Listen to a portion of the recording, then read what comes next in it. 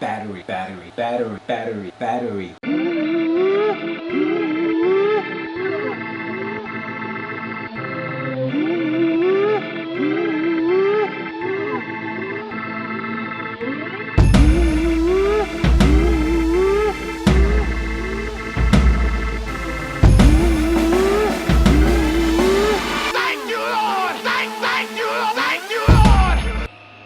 Welcome to another episode of Just Made Better.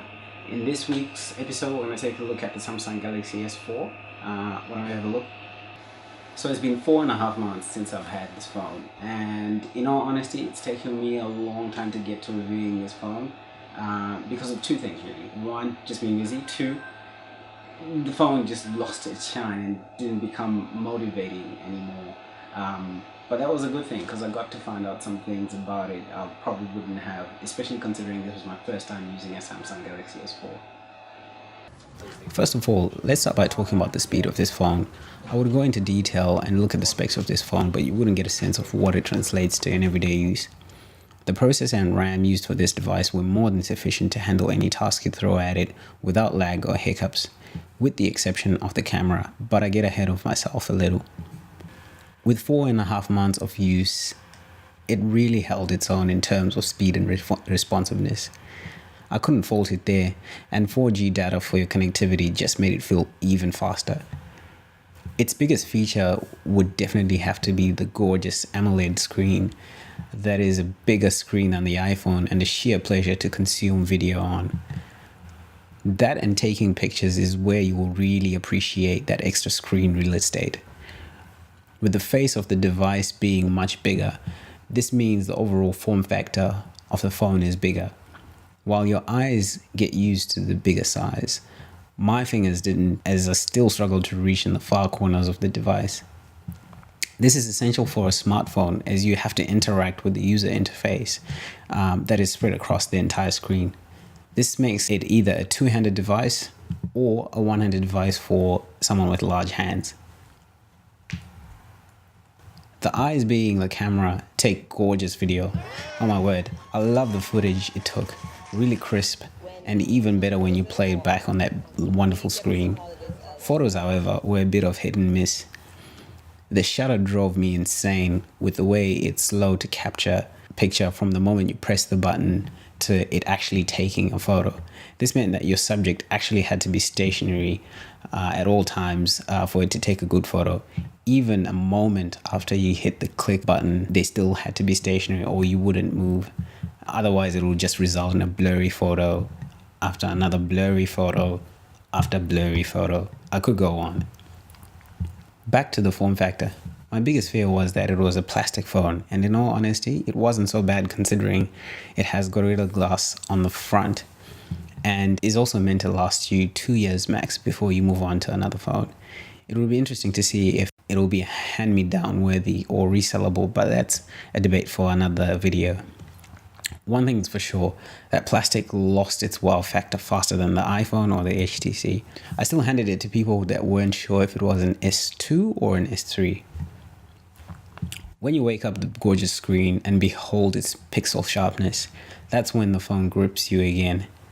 It is filled with other cool tricks and functionality that try to put it ahead of the pack, but with little success of actually making it impressive. Instead, raising your eyebrows as to why, for example, scrolling a web page with your eyes. Why? As if using your thumb is not fast enough. The whole feature just felt gimmicky than useful. This is also how I felt about many of the unique features like the almighty swipe to awake. After waiting 2 seconds in between the gesture and actually the screen waking up, using my thumb to press the button would have taken a second. Why, Samsung? Why?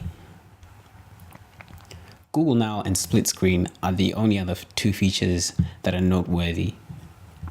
I really liked how Google Now told me how many minutes it took me to drive back and forth from work. Beyond that, you can expect any other feature you would get from Siri with regards to Google Now.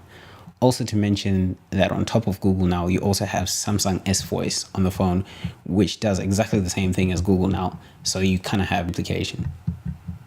Split screen was actually pretty cool and was the one feature I wished was on the iPhone. This gave you the ability to split your screen and run two apps in view. Even this, the processor managed to handle pretty well.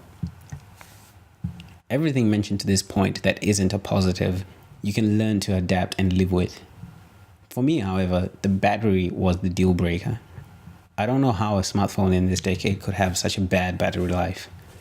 The phone just drained whether I was using it or not. Some days I just charged it and didn't even use it, but the battery still died. You will get a day at most out of it. By that I mean 8 to 9 hours. I suspect that all the features they have put in it, like the phone constantly watching if you wipe your hand to wake it up, really take a toll on the battery. That is before you even talk about how power hungry 4G is no matter what phone you have. What is the point of having a smartphone that has all these amazing features if you only have about half a day to use them?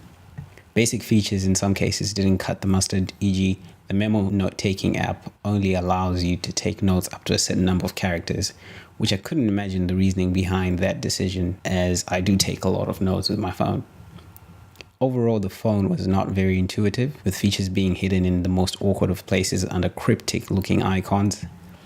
This poor usability will leave you feeling like you never fully learned the phone, even after months of using it. And that, coming from someone who is a bit digitally inclined, is concerning. Some features just felt a little bit extra, and by that I mean Samsung just innovated for the sake of innovating. The features they really gave us as unique, or the ones they hyped about in their marketing strategies, really didn't add any real value to my life. So thank you for joining us for that review of the Samsung Galaxy S4. Be sure to check out our website and head over to our store. Thank you for watching this episode, and we hope to see you next time.